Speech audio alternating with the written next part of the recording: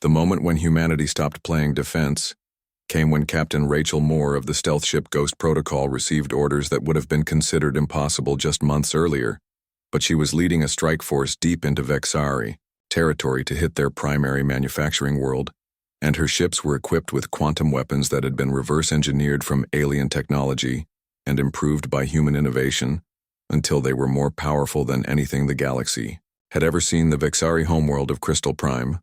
was protected by defensive systems that had never been breached in 2,000 years of warfare. But Rachel's tactical team included engineers like Michelle Clark, who had spent weeks studying the patterns in Vexari technology, and they had found weaknesses that the aliens themselves did not know existed. The attack began with electronic warfare, as human hackers led by specialists trained in alien computer systems began sending viruses through the Vexari communication networks, and these viruses had been designed using principles learned from the machine intelligence nexus, and they spread through alien systems like wildfire, consuming data and shutting down defenses. Rachel's strike force materialized out of faster-than-light travel directly inside the Vexari defensive perimeter, using navigation techniques that human pilots had developed by studying the way Zilani consciousness could exist in multiple dimensions simultaneously. And the alien defenders found themselves facing an enemy that appeared where it should have been impossible for anything to exist. The quantum torpedoes that Ghost Protocol launched were based on Vexari disruptor technology, but they had been modified by human engineers who understood that the aliens had been thinking too small, and when the weapons hit their targets, they did not just destroy matter. They converted it into energy that fed back into the quantum field and created chain reactions that consumed entire factory complexes. The manufacturing facilities on Crystal Prime had been producing Vexari weapons for centuries, but they had never been designed to withstand attack by their own technology. Turned against them, and within hours, the industrial capacity that had supplied half the alien alliance was reduced to glowing craters that would be visible from orbit for decades. The psychological impact of the Crystal Prime raid was even greater than the physical damage, because the Vexari had considered their homeworld to be absolutely secure, and the fact that humans could strike at the heart of their territory meant that nowhere in alien space was safe from human retaliation. The alien alliance that had seemed so unified when the attacks began was fracturing as individual species realized that their carefully hoarded secrets were proving inadequate against human adaptability, and species that had cooperated for millennia began withholding information from each other and accusing each other of providing inadequate intelligence about human capabilities. The Mokrani Empire had controlled galactic politics for 10,000 years through a combination of military power and diplomatic manipulation, but they were watching their influence collapse as human negotiator Tony Adams bypassed traditional channels entirely and made direct contact with populations that had been oppressed by alien governments for centuries. Tony's approach to diplomacy was based on something the Mokrani had never encountered, which was genuine concern for the welfare of other species, and he was offering alien populations things that their own governments had never provided, such as economic opportunities and technological advancement and the right to make their own decisions about their futures. The Korthak hive mind was experiencing something that their species had never felt before, which was internal conflict, because individual members of the collective were beginning to question the wisdom of their leaders, and some were even breaking away from the hive to form independent colonies that could think and act without group consensus. The tide of battle was shifting across the entire galaxy as human expansion revealed its true nature, which was not conquest but cooperation. And wherever humans established colonies, they created economic networks that benefited neighboring systems, and alien populations, who had never questioned their government's authority, began asking why humanity's expansion required such drastic responses. Chief Engineer Linda Thompson aboard the battleship Liberty had made a discovery that changed the fundamental balance of power in the galaxy, which was that alien coordination systems could be weaponized against their creators, and by broadcasting specific interference patterns, she could disrupt the Korthak hive mind and jam Vexari quantum communications and blind Threk's swarm intelligence. The frequencies that Linda used to disrupt alien communications were based on human music theory, because she had realized that the mathematical relationships that made sounds pleasant to human ears could also create chaos in alien neural networks, and what started as an accident during a communications test became humanity's most powerful weapon. Dr. Paul Jackson's research team made an even more significant breakthrough when they cracked the genetic code that enabled Zilani psychic abilities, and instead of using this knowledge to create psychic humans, they developed psychic dampening fields that could neutralize Zilani mental attacks completely and render their most powerful weapons useless.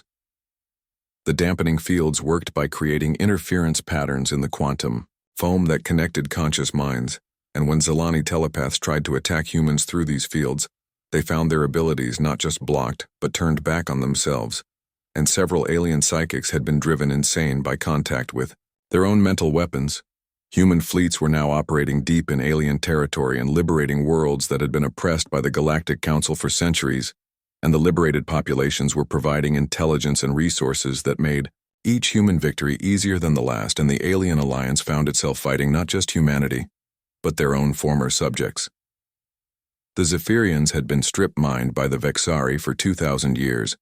but when human forces arrived at their homeworld, they offered something no alien species had ever provided, which was protection without conquest. And the Zephyrians began sharing mining techniques and stellar navigation data that gave humans access to resources throughout the galaxy. Silicon-based architects had been dismissed by organic species as primitive and unintelligent,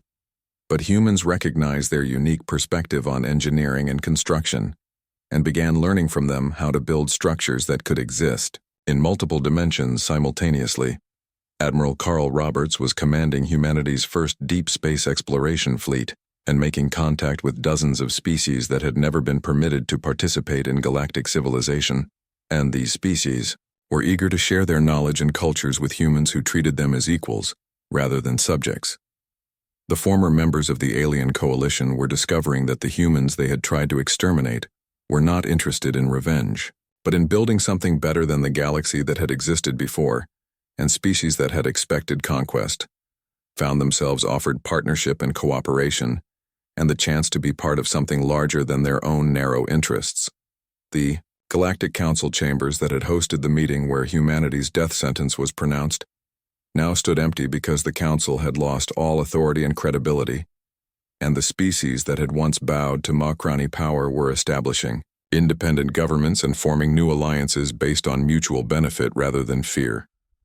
6 months after the first attack, the galaxy had been fundamentally transformed, and the careful balance of power that had existed for millennia was gone, and in its place was something chaotic and dynamic and full of possibilities that had never existed under the old order. The species that had planned humanity's extinction were facing a choice between adapting to the new reality or becoming extinct themselves, and most were choosing adaptation, because humans were proving that cooperation was more powerful than conquest, and that diversity was stronger than uniformity. The first attacks came like lightning from a clear sky and hit 17 human colonies at exactly the same moment, and the Vexari quantum disruptors that should have turned Earth's orbital defenses into glowing plasma instead triggered something that their scientists had never seen before, and the feedback loop that resulted destroyed 3 of their most powerful dreadnoughts in bursts of light that could be seen from Mars. Admiral Lisa Carter was reviewing diplomatic reports when the alarms began screaming and her bridge crew turned to their stations with practiced efficiency, but none of them were prepared for what they saw on the tactical displays, because every human outpost from the core worlds to the frontier colonies was under attack simultaneously, and the enemy forces were using weapons that human scientists had only theorized about in their wildest dreams. The quantum disruptors worked by breaking apart the bonds between atoms, but human engineers had modified their shield generators using principles learned from studying solar flares. And when the Vexari weapons hit those shields, the energy created a resonance cascade that fed back through the quantum beam and overloaded the alien weapon systems and turned their own technology against them. Captain Alex Turner was leading morning exercises with his Marine squad on Colony World Haven when the sky began falling, and the creatures that landed looked like nightmares designed by someone who had studied human anatomy and found all the ways to hurt it most efficiently. And these were the Korthak hunter-killers bred specifically to kill humans. But Alex and his people were about to teach them that humans had been killing each other for thousands. of years and had learned lessons that no alien species could imagine. The hunter-killers moved faster than human eyes could track, and their claws could tear through combat armor like paper, and their teeth carried venom designed to paralyze human nervous systems. But Alex had grown up in the slums of Detroit, where survival meant learning to fight dirty and think faster than your enemies, and he knew that speed meant nothing if you could not predict where your target was going to be. Alex's squad scattered into the ruins of an old mining facility and began using tactics that the Korthak hive mind could not process, because human military doctrine was built on the assumption that every soldier was an independent thinking unit capable of making decisions without orders, and the aliens had prepared for human coordination, but they had not prepared for human chaos. The Zilani launched their psychic offensive against Research Station Gamma, where Dr. Emma Stone was studying quantum mechanics, and the mental attack was designed to shatter human consciousness by overloading the brain with impossible concepts and mathematical paradoxes. But human brains had evolved to deal with conflicting information and contradictory ideas, and what should have driven Emma insane instead gave her insights into the nature of reality that would revolutionize human science. The psychic assault felt like trying to drink from a fire hose, but Emma's mind adapted by creating new neural pathways to process the information, and instead of going mad, she began seeing connections between quantum mechanics and consciousness that no human had ever understood before, and she realized that the Zilani had accidentally given her the keys to understanding the universe itself. On the mining world of New Boston, the Sulfex released their atmospheric poisons expecting to watch human cities die in clouds of toxic gas, but human industrial accidents had taught them to prepare for every kind of chemical contamination, and their emergency protocols activated automatically, and the colonists sealed themselves in underground shelters, while automated systems began scrubbing the atmosphere clean. The machine intelligence nexus tried to hack into human computer systems but found itself facing something it had not expected, because human cybersecurity had evolved through constant warfare with their own artificial intelligences, and every human system was protected by multiple layers of adaptive defenses that learned from each attack and grew stronger with each attempt to breach them. Captain Ben Foster commanded the destroyer Valiant and was patrolling the outer colonies when the attacks began, and his first instinct was to rush to the nearest battle, but his tactical training told him to step back and look at the larger pattern, and what he saw made his blood run cold, because this was not a series of random attacks,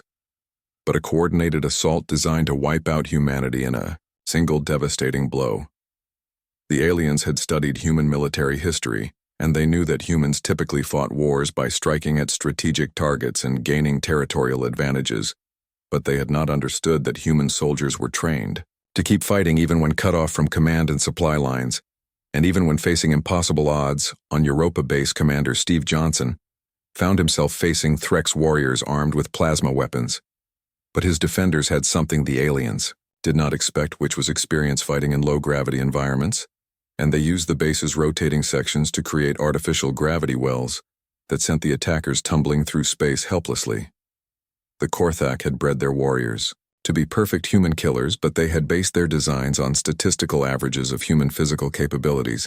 and they had not accounted for human diversity, or the fact that some humans were stronger or faster or tougher than the average. And when the hunter-killers encountered Marines like Sergeant Tony Adams, who had grown up wrestling bears in Alaska, their perfect design became useless. Dr. Chris Martinez was trapped in the besieged research facility on Titan when the biological weapons hit, and the Korthak viruses were designed to attack human DNA. But Chris had been studying alien biology for 3 years, and he recognized the protein structures and began working on countermeasures using equipment that was meant for studying ice samples, not developing antiviral compounds. The Vexari had calculated the exact frequencies needed to shatter human bones, but they had not accounted for human medical technology and the calcium supplements and bone strengtheners that were standard for anyone living in space. And when their sonic weapons hit human defenders, the bones absorbed the energy and converted it into electrical impulses that actually made the humans stronger and faster. Angela White was piloting a cargo hauler between the moons of Saturn when the Zilani tried to overwhelm her mind with psychic energy, but instead of driving her insane, The mental contact enhanced her spatial awareness and reaction time, and she found herself flying through asteroid fields at speeds that should have been impossible while enemy fighters exploded around her. The alien coalition had spent decades studying humanity, and they thought they understood human weaknesses, but they had made one critical error, which was assuming that humans would react to overwhelming force the same way other species did, which was to surrender or flee or collapse into chaos. But humans had evolved as persistence hunters who chased their prey across continents, and they did not know how. To give up on Mars, the Macrani deployed their gravity weapons expecting to crush human cities. But the colonists had been dealing with variable gravity for generations, and they adapted by moving underground into tunnel systems that the aliens could not target effectively, and began launching counterattacks using mining equipment converted into weapons. The second wave of attacks came 6 hours after the first, and this time the aliens expected to find human resistance crumbling, but instead, they found human forces that had already begun adapting to alien tactics and weapons, and what should have been a mop-up operation turned into a grinding battle that consumed alien resources at an alarming rate. By the end of the first day, every alien species involved in the attack was sending urgent messages to their high commands, because the human resistance was not collapsing as their models had predicted, and instead was growing stronger with each hour and learning from every encounter, and turning alien advantages into human opportunities. The galaxy was about to learn something that would change everything, which was that trying to kill humans was the fastest way to make them extremely dangerous. The news of the galaxy-wide assault reached every human settlement within 48 hours, and instead of causing panic, it triggered something that alien psychologists would later call the convergence effect, where scattered human populations began working together with an efficiency that defied every model of species behavior. And Commander Steve Johnson on Frontier World, Kepler found himself coordinating with colonies he had never heard of using communication networks that had been built by civilians in their spare time. The aliens had studied human technology and biology for decades, but they had completely missed human psychology, and they expected the attacks to fragment humanity into isolated groups fighting for their own survival. But instead, every human settlement from the core worlds to the most distant mining outposts began sharing information and resources and tactical innovations at a rate that made their own military networks look primitive. Engineer Michelle Clark had been trapped in the besieged colony of New Dallas for 3 days when she found pieces of a destroyed Vexari disruptor in the rubble of the spaceport, and instead of running for shelter, she began taking the alien weapon apart with tools borrowed from a kitchen and a medical scanner. And within 6 hours she understood the basic principles of quantum manipulation well enough to build a human version that was twice as powerful and half the size. The Vexari had spent 2 centuries perfecting their quantum disruptors, and they considered the technology to be the pinnacle of weapons science. But Michelle was looking at their work with human eyes that saw inefficiencies and design flaws everywhere, and she began making improvements that Vexari scientists would have said were impossible. But she did not know they were impossible. So she made them anyway. Dr. Chris Martinez was working in an underground laboratory on Titan, where the Korthak biological weapons had killed half the population, but the other half had developed immunity through exposure. And Chris was studying their blood samples and finding antibodies that not only neutralized alien toxins, but actually enhanced human physical performance. And he realized that the Korthak had accidentally created a way to make humans stronger. The Korthak hive mind had designed their biological weapons using models of human genetics that were based on medical data from a century ago. But humans had been genetically diverse to begin with, and 100 years of space colonization had made them even more varied. And the alien weapons that should have killed everyone instead triggered beneficial mutations in about 30% of the population. Angela White was flying combat missions over Europa when she realized that the Zilani psychic attacks were not just failing to drive her insane, but were actually improving her cognitive abilities, and she could process information faster and react to threats before they appeared on her instruments. And other pilots who had survived psychic contact were reporting similar improvements. The Zilani had assumed that human minds worked like their own minds, which processed information in linear sequences, but human consciousness was far more chaotic and adaptable, and what looked like mental disorder to the Zilani was actually enhanced creativity and problem-solving ability.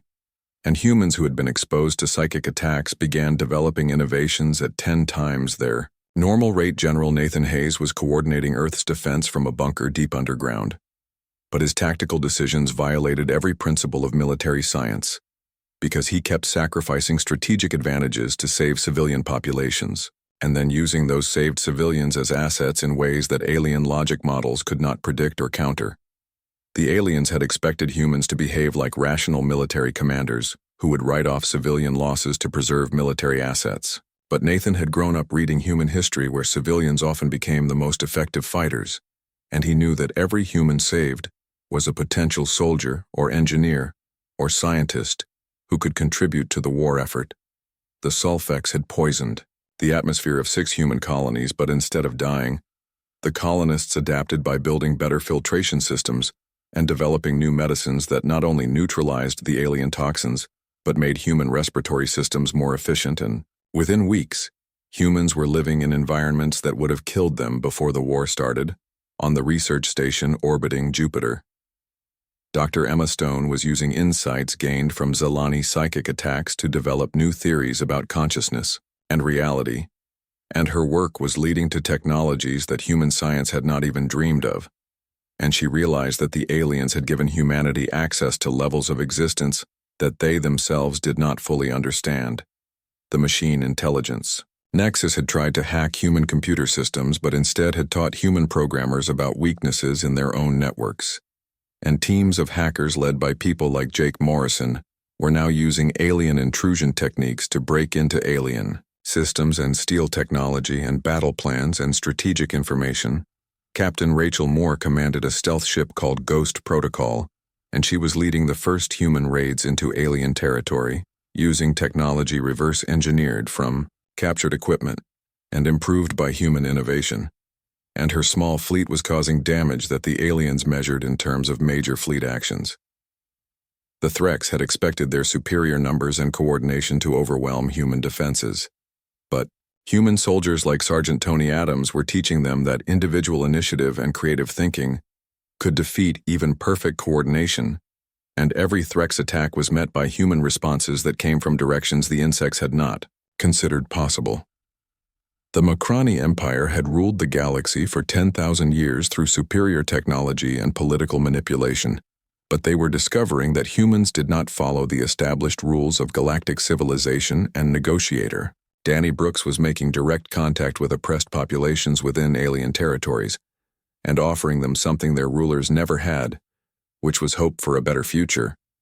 The alien alliance that had seemed so powerful when the attacks began was starting to show cracks as individual species realized that their carefully planned assault was not only failing, but was making humans stronger and more dangerous with each passing day,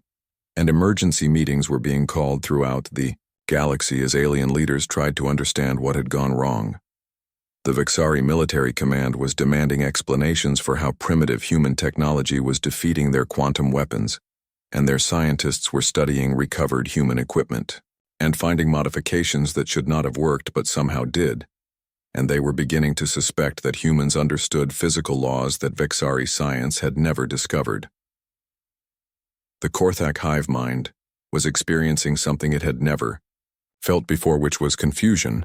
because human tactical responses did not follow any logical pattern, and individual human soldiers were making decisions that the collective intelligence could not predict, and for the first time in the species' history, the hive mind began to doubt its own infallibility. Chief Engineer Linda Thompson was working aboard the battleship Liberty when she discovered something that changed everything, which was that the aliens' own coordination systems could be used against them, and by broadcasting specific frequencies she could disrupt Korthak hive communications and interfere with Vexari quantum networks and turn their greatest strengths into critical weaknesses. The galaxy had planned humanity's extinction, but they had not planned for what humans would become when pushed to their absolute limits, and every attack was teaching humanity new ways to fight and survive and adapt, and the aliens were beginning to realize that they had made the biggest mistake in galactic history. The Great Hall stretched before Jake Morrison like a crystal cave filled with nightmares, and he could not shake the feeling that something was very wrong with this meeting, but he kept his face calm as he walked toward the center where 12 Alien species waited for him in a perfect circle, and each one looked at him with eyes that seemed to hold secrets darker than space itself. The Vexari delegation stood like living diamonds, their bodies made of some kind of crystal that caught the light and threw it back in sharp angles, and their leader, Christmore, watched Jake with faceted eyes that never blinked. And behind those eyes, calculations ran like lightning through circuits designed to find the weakest points in human defenses and the exact frequency needed to shatter human bones. To his left, the Korthak representative breathed in perfect rhythm with 17 others of its kind, because they shared one mind across many bodies, and that hive mind had spent 3 years designing new warrior breeds specifically to hunt humans, and each warrior had been grown in biotanks, with DNA modified to make them faster than human reflexes, and stronger than human bones, and more vicious than human imagination. The Zalani ambassador floated 3 feet above the floor, wrapped in robes that seemed to be made of pure thought, and its mental voice whispered at the edges of Jake's consciousness, like fingers trying to pry open a locked door, and behind that gentle probing lay weapons, designed to tear human minds apart from the inside and leave nothing but screaming shells behind. High Arbiter Thais of the Mokrani Empire sat on a throne carved from a single piece of black stone that seemed to drink light, and his 4 arms moved in gestures that looked ceremonial,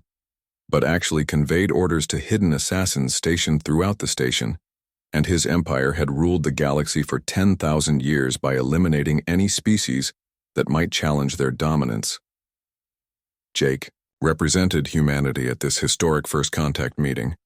and he believed he was here to discuss trade agreements and territorial boundaries, and maybe even military cooperation against common threats. But every alien in the room knew he was here to receive humanity's death sentence delivered with diplomatic courtesy. The message had arrived at Earth 3 months ago, carried by a Mokrani courier ship that appeared in human space without warning, and the message invited humanity to send representatives to discuss their recent expansion into what the aliens called disputed territories. And Admiral Lisa Carter had chosen Jake because he spoke 4 human languages and had degrees in both engineering and diplomacy. Lisa herself commanded the starship New Horizons, which waited in orbit around this neutral station, with a crew of 200 humans who thought they were making history as the first humans to participate in galactic civilization. And they had no idea that every alien warship in the system carried weapons specifically designed to kill them. Danny Brooks sat in the pilot seat of New Horizons running system checks for the 3rd time that day because something felt wrong about this whole situation, and his instincts had kept him alive through 2 wars and 3 alien encounters, and right now those instincts were screaming warnings that he could not quite understand. Kate Williams worked in the engine room making sure their faster-than-light drive could get them home quickly if needed, because she had read every report about alien technology, and she knew humans were still children compared to species that had been traveling between stars for millennia,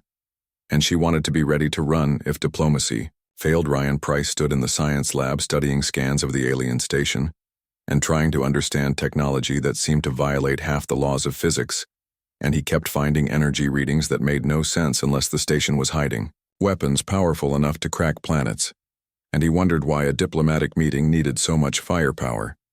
The station itself orbited a dead star in neutral space, claimed by no species, and built by the Galactic Council specifically for meetings like this, where multiple species could gather without any one group having an advantage,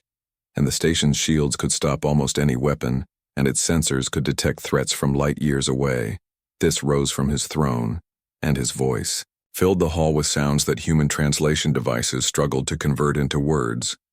But the meaning came through clearly, as he welcomed humanity to the galactic community and spoke of ancient traditions and mutual respect, and the need for all species to follow established laws. But Jake's military training let him read body language and energy patterns, and he could see tension in every alien posture, and the way their eyes tracked his movements like predators watching prey, and the way their hands never moved far from what looked like ceremonial weapons but probably were not ceremonial at all. The Sulfex delegation breathed methane through filters that glowed blue in the station's artificial light, and their biochemists had already prepared compounds that would turn human atmospheres into poison gas that would kill every man, woman, and child on human worlds within hours. and they had tested these compounds on captured human prisoners. The machine intelligence called Nexus projected itself as a hologram of shifting geometric patterns, but its real body was a vast computer network that had already begun probing human computer systems looking for weaknesses, and it had found thousands of entry points into human networks and was preparing viruses that would shut down everything from life support to weapon systems. The insectoid Threx clicked their mandibles in what humans might mistake for friendly chatter, but actually represented complex chemical signals that coordinated the positioning of their warships, which even now moved to surround human space like a noose tightening around a neck. Each species had brought gifts for the humans, and these gifts sat on display tables around the hall. But every gift was a weapon disguised as a diplomatic present, and the Vixari crystal sculptures would emit frequencies that would shatter human eardrums, and the Korthak biological samples would release plagues designed specifically for human DNA. The meeting proceeded with formal speeches and ceremonial exchanges, and Jake played his part perfectly because he had trained for this moment his entire career. But he could not shake the feeling that he was walking through a script written by someone else, and that script ended badly for every human alive. As the ceremonies drew to a close, this announced that the Galactic Council would need time to consider humanity's request for membership, and that human ships should remain in their current territories. While the Council deliberated and Jake agreed because refusing would have been diplomatically impossible. But as Jake prepared to return to New Horizons, he caught a glimpse of something in Thiss's eyes that made his blood run cold, because for just a moment the diplomatic mask slipped and Jake saw the truth behind it, which was that this had never been a negotiation, and humanity had just been sentenced to death. The alien species began departing the station, each returning to their own ships and their own territories, but they were not going home to wait and consider. They were going home to begin the largest coordinated military operation in galactic history,